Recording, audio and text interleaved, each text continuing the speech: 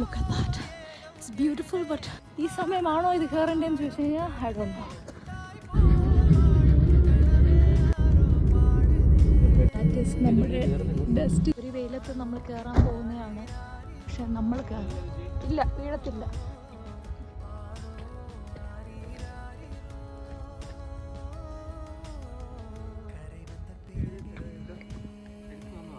അപ്പോൾ ഈ വെയിലത്ത് ഇങ്ങനെ ഡ്രാഗൺ റോക്ക് കയറാൻ വരുന്ന ആൾക്കാർ, ചുരുക്കം ആൾക്കാരെ കാണത്തുള്ളൂ. ആ കൂട്ടത്തിൽ ഞങ്ങളും ഉണ്ട്.